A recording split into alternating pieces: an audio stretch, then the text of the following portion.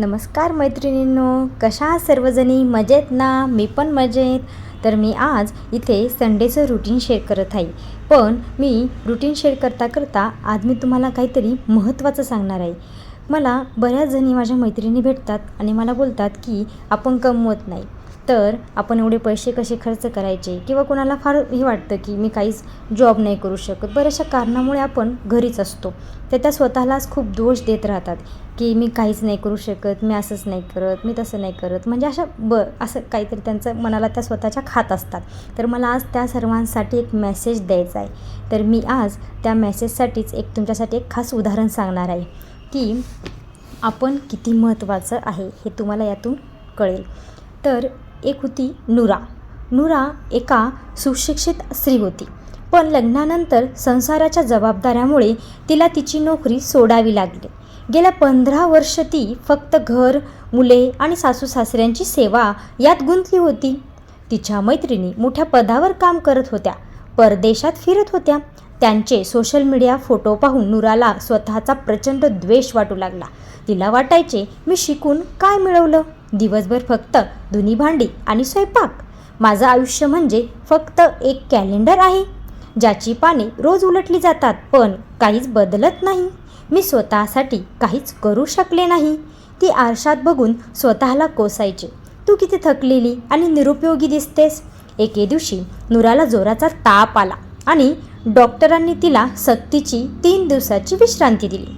तिला आपल्या खोलीत झोपून होती. पहिल्याच दिवशी घरात गोंधळ उडाला. नवऱ्याला त्याचे सॉक्स सापडेनात, मुलाला त्याची गणिताची वही मिळेना, सासूबाईंना त्यांची दुपारची गोळी वेळेवर मिळाली नाही. स्वयंपाकघरात रिकामे भांडे पडले होते आणि घर अस्ताव्यस्त झाले होते. नुराला बाहेरचा आरडाओरडा ऐकू येत होता, पण ती उठू शकत नव्हती. तिला वाटले, माझ्याशिवाय या घराचे पानही हालत नाहीये, पण तरीही मला माझी किंमत का वाटत नाही. दुसऱ्या दिवशी ताप थोडा कमी झाल्यावर नुराने कपाटातली एक जुनी पेटी काढली.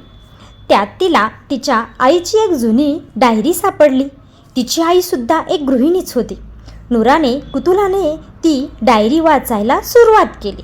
डायरीच्या पहिल्या पानावर आईने लिहिले होते, आज नुराचा पहिला वाढदिवस. मी आज दिवसभर खूप दमले होते, पण जेव्हा तिने माझ्याकडे बघून हसून आई हा शब्द उच्चारला, तेव्हा माझा सर्व थकवा कुठल्या कुठे पळाला. मला नोकरी मिळाली नाही याची खंत नाही, कारण मी एक पिढी घडवत आहे. नुरा वाचत गेली. आईने तिच्या प्रत्येक यशाचे, तिच्या आजारपणातील रात्रीच्या जागण्याचे आणि तिच्यासाठी केलेल्या छोट्या छोट्या त्यागाचे वर्णन केले होते. नुराला एक गोष्ट समजली, तिची आई नोकरी करत नव्हती, पण ती एक नोकरीपेक्षाही खूप मोठी गृहिणीची नोकरी करत होती. तिने विचार केला, जर आईने स्वतःचा द्वेष केला असता तर मी आज इतकी सुशिक्षित आणि सुसंस्कृत बनले असते का?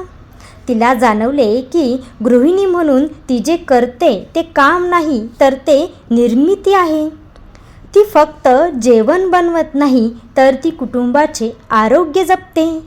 ती फक्त घर आवरत नाही, तर ती एक वातावरण निर्माण करते जिथे तिचा नवरा आणि मुले शांतपणे राहू शकतात. ती फक्त मुलाचा अभ्यास घेत नाही, तर ती उद्याचे नागरिक घडवते. नुराला समजले की ज्या तिने गेल्या 15 वर्षात कमवल्या होत्या, मुलांचा विश्वास, घराचे स्थैर्य आणि सासू सासऱ्यांचे आशीर्वाद, तिला स्वतःचा अभिमान वाटू लागला.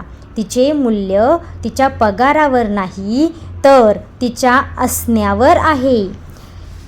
तर मला या स्टोरीमधून तुम्हाला हाच मेसेज द्यायचा आहे गृहिणींना, की गृहिणी असणं हा जगातील सर्वात मोठा जॉब आहे.